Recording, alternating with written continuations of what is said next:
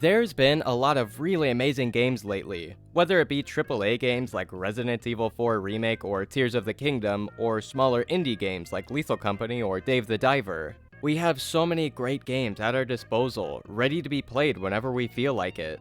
Video games are in a really great spot right now. They can be made by anyone, for anyone. Whatever kind of game you make, it'll most likely interest someone. So while video games are a thriving form of entertainment at the moment, they also have lots of problems. Problems I'm sure most of you are aware of. Problems like games feeling unfinished or having money-hungry microtransactions. There's lots of issues that modern gaming has, but I also think there's lots of things it's doing really well, and I think it's important that we take a look at both sides of this coin. So let's take a look at the good and bad of modern gaming.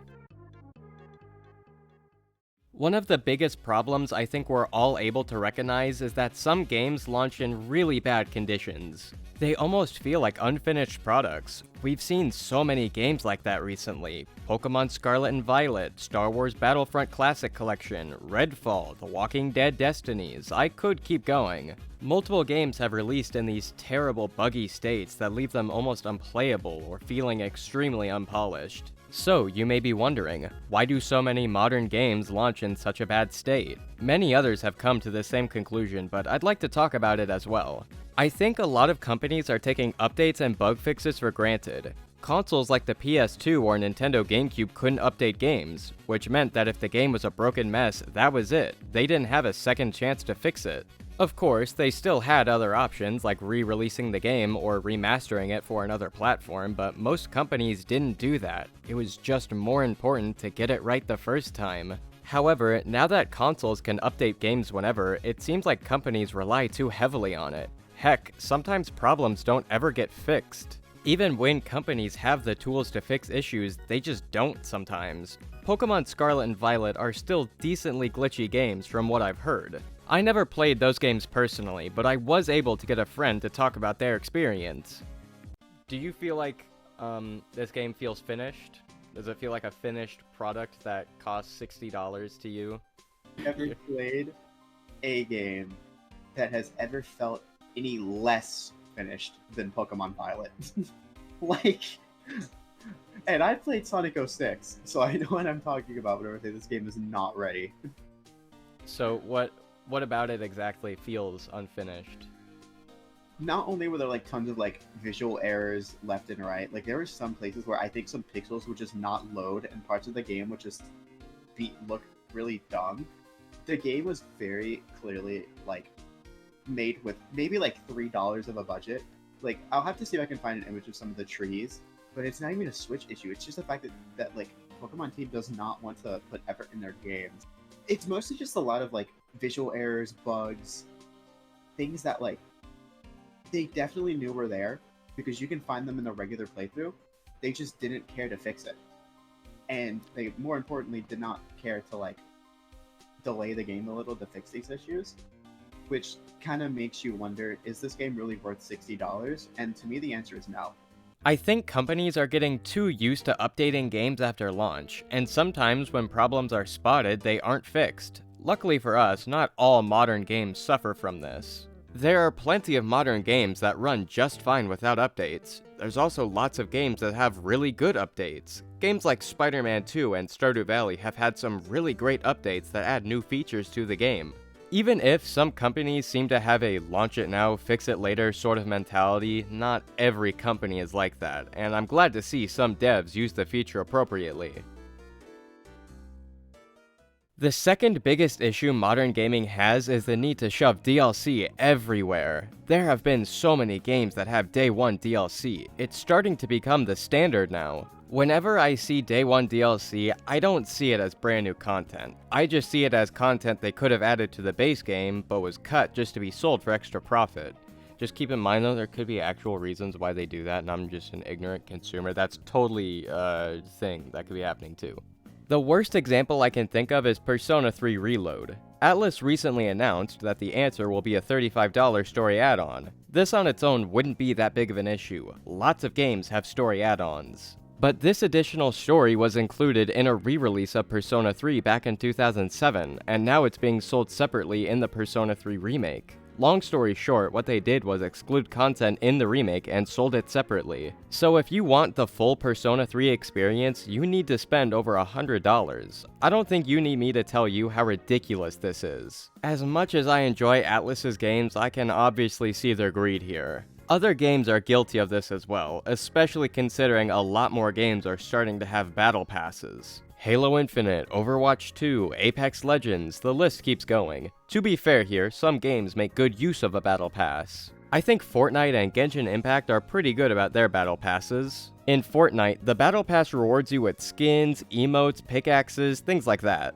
Just extra items some players might like to have. There's no exclusive weapons or pay-to-win features here. So while most games are good about it, there are some games that abuse it. Overwatch 2 has had it rough with their battle pass. New characters are locked behind the pass, and the in-game currency you get from the pass won't be enough to buy other passes. Which means even if you complete the battle pass, you'll still have to spend real money just to get some extra currency to get the next battle pass. I haven't played Overwatch 2 since 2023, but apparently this season's pass isn't worth it.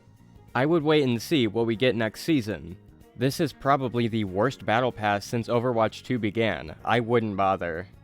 Don't bother, to be honest. This is one of the worst battle passes we have gotten. Hopefully Season 9 will have a better one. Most companies only care about making a profit, and as harsh as it sounds, most of them only see their consumers as a number. But that doesn't mean they should be able to charge us with battle passes and countless DLC. Not all games are filled to the brim with microtransactions, and I'm glad to see that, but it is worrying that more and more companies find it to be acceptable. I think it's important for us as consumers to point out these kinds of issues and make it clear how problematic some of these actions are. Fortunately, there are some companies that don't partake in this, and that's reassuring to see. Lastly, and most importantly to me, is that physical releases are slowly being phased out. I understand that to many people, going full digital is more convenient for them. It's significantly easier to go to a console shop and then download whatever game you want. However, physical releases are still the preferred option for some people, me included. With a physical game, you actually own it. Even if it gets removed from the shop or shut down by the devs, you still own the game. However, with digital games, you don't have those benefits. It can be taken away from you at any moment. And what's even worse is that some companies are fully aware of this. I'm sure you've all seen the statement made by Ubisoft, but if not, allow me to fill you in. One of the things we saw is that gamers are used to, a little bit like DVD, having and owning their games. That's the consumer shift that needs to happen. They got comfortable not owning their CD collection or DVD collection. That's a transformation that's been a bit slower to happen in games. They think it's important for you to feel comfortable not owning your games. Just in case you still don't believe me, I'll read another small portion of the article. So it's about feeling comfortable with not owning your game. I know that sounds completely made up, but I swear, that is in the article. I will link it in the description. I showed you pictures from the article. I swear, it is real.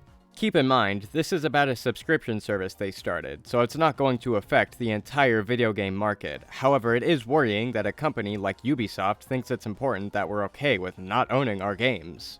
Luckily, not all companies have this mindset, but some still try to entice people to go digital. Things like digital pre-order bonuses and early access definitely try to attract most players. Some companies have even made fully digital consoles, like the Xbox Series S or the PS5 Digital Edition.